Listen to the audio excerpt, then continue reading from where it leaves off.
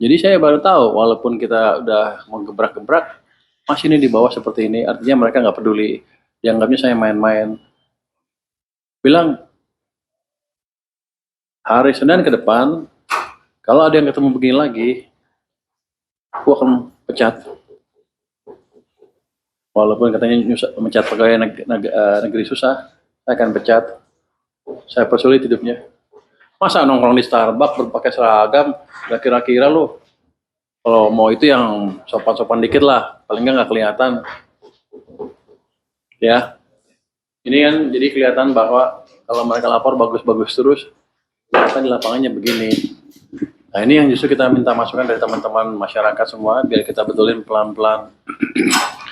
Yang satu lagi, Pak Menteri di Madura, kampung lu ya, terjadi penjualan pita rokok besar-besaran yang semua rata-rata dijual kembali dan dipakai untuk merek rokok lain. Kalau ini bisa ditertibkan, insya Allah akan banyak penambahan uang pajak masuk ke negara. Merugikan negara, semoga masukan dari saya bisa diterima untuk dievaluasi. Terima kasih banyak sudah memberikan ruang dan kesempatan terhadap masyarakat untuk memberikan informasi. Kami rakyat mendukung Pak Menkyu sepenuh jiwa dan raga. Wah, jiwa dan raga nih. Gimana tuh, kampung lu gimana? Ini sudah perhatian Pak Jaka. Saya kira tinggal kita cek seminggu depan, Pak Menteri. Ini sebenarnya kan sudah lama saya dengar. Saya pikir tadinya mulai berhenti ketika saya mulai ngomong-ngomong seperti itu. Ya sepertinya selama ini dianggapnya kalau menteri jauh banget ke bawah, jadi nggak mungkin turun ke bawah. Makanya saya set up pengaduan ini untuk menerima masukan langsung dari masyarakat. Kalau saya dari pusat kan orangnya paling sedikit. Ini kayak crowd reporting. Jadi semua kirim masukan ke saya. Ini nggak mungkin semuanya ditindak kan, tapi once beberapa ribu orang ditindak, yang lain saya harapkan nggak mengulangi lagi. Jadi kasih tahu teman-teman baik supaya yang di pinggir-pinggir sampai bawah-bawah, saya akan mulai sampai bawah. Hati-hati gitu. Izin lapor tindak premanisme AR pajak KPP 3 Raksa. Siapa 3 Raksa KPP-nya? Coba cek nanti ya. Nanti kalau itu minggu depan saya cek, harus sudah rapi nih. Kalau premanisme, dia minta duit pasti maksa ya. Hebat juga ya. Kreatif lah. Oh ternyata betul. Saya pikir kalau kita ngomong di atas selesai. Ternyata enggak. Ini birokrasi seperti itu. Mereka pikir kan menteri cuma 5 tahun, 4 tahun lah kalau saya sekarang ya. Sampai akhir tahun nanti 2029, 4 tahun ya. Habis itu mereka bisa berkuasa lagi. Mereka nggak peduli. Jadi itu adalah behavior dari para birokrat.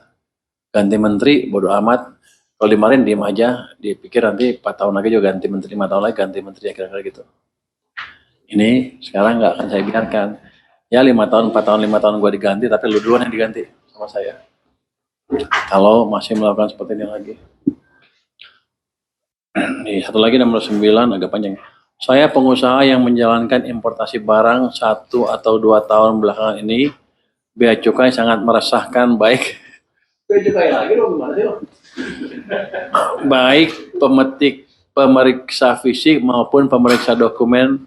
Satu pemeriksaan fisik lama sejak keluar penjaluran merah.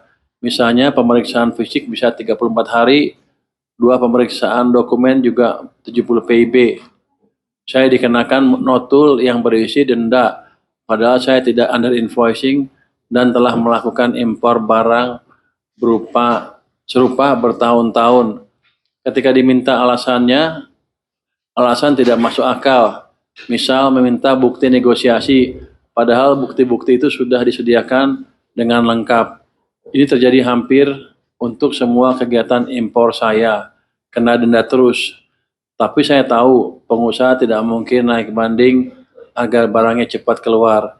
Kalau banding, mesti barangnya tertahan, kemudian ajukan keberatan yang nanti pasti ditolak juga. Ini namanya diktator. Kan juga orang bea cukai lu coba jelasin, ini kan murid lu semua, kenapa bisa begini, coba jelasin. Ini langsung nanti PIB-nya kita cek. Ini kan udah ya. Jadi kan lu gurunya. ya Pak. Ini nanti SOP-nya sudah lewat, mestinya ini langsung diputus. SOP pemeriksaannya nggak sejak selama ini. Oh, gue jahat ya, sekjen dikerjain. Nggak, di sana emang ya tadi nggak terkendali kalau udah gitu. Jadi report ini akan membantu. Ini lengkap loh. Di mana lokasinya, di sini ada siapa yang ngadu, clear. Walaupun nggak akan kita buka. Jadi nanti WA group itu nggak ada orang bea cukai atau pajak yang bisa akses ya. Kalau ketahuan lo awas bocor. Nanti kalau begitu bocor nggak ada yang boleh lapor lagi, selesai. Jadi nanti kita beresin tuh. Ini corporate culture-nya beda, mesti kita rubah corporate culture-nya. Apa kalau pemerintah apa? Corporate culture ada nggak? Governance culture. Harus kita rubah. Budaya organisasi lah.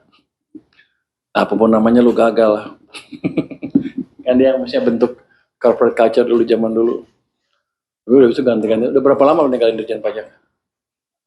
Oh, masih baru dong kalau gitu. Ini mau merit lu nih. Enggak. Ini kita betulin ya. Satu lagi. Selamat pagi Pak. Saya ingin melaporkan tentang masalah rokok tanpa cukai yang beredar di masyarakat Kabupaten Karimun, Kepulauan Riau. Bea Cukai Tanjung Balai Karimun khususnya selaku pengawas dan penegak hukum barang-barang ilegal malah salah mengambil tindakan pemberantasan rokok ilegal. Mereka lebih banyak merazia warung-warung kecil daripada membasmi distributornya langsung. Ini sama saja tetap memberikan kehidupan bagi para cukong-cukong yang menjadi distributor terbesarnya. Mereka bea cukai seperti tutup mata dan telinga. Padahal harusnya distributor besar ini yang dibasmi, bukan warung-warung kecil. Yang mereka sebenarnya hanya sekedar menyambung hidup. Walaupun itu salah. Semoga Bapak dapat menindaklanjuti laporan ini karena ini sudah seperti pembiaran oleh bea cukai. Cukong-cukong distributor ini masih tetap beroperasi sampai detik ini. Terima kasih. Salam hormat warga Kabupaten Karimun, Kepulauan Riau. Nanti kita follow up ya Pak ya. Jadi gini, di kantor kami sudah bentuk satgas, tim khusus, bukan kalau satgas kan gede, tim khusus beberapa orang aja. Di situ ada staf ahli saya dari bea cukai dan dari bekas pajak, Itjen dan pajak ya, bekas pajak ya. Staf ahli itu kayak eselon 1 tapi tidak di struktural, tapi 1B, udah pengalaman cukup banyak. Itu akan melis, mereka kan tahu. Ini kan kayak gini kan pasti orang-orang bea cukai tahu siapa sih cukong-cukongnya. Dan saya suruh list di setiap daerah siapa cukong-cukongnya. Nanti kalau ada gangguan atau barang masuk dan link ke cukong tersebut, cukongnya kita proses.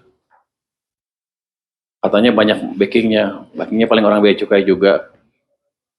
Ya kan? Ada juga yang lain-lain. Tapi yang jelas akan kita bereskan itu. Ini hanya 9 dari yang satu lagi panjang, saya malas bacanya. Pada dasarnya seperti itu, jadi masukannya amat berguna buat kita dan kita akan follow up,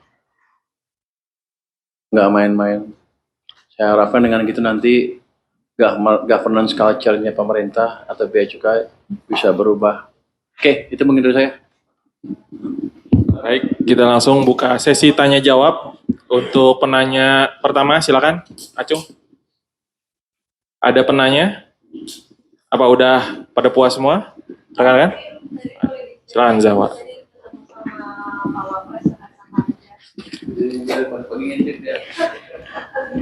Pak Wapres biasa diskusi tentang masalah kondisi ekonomi secara umum dan dia kan dia berdaerah kan, dari daerah kan, dia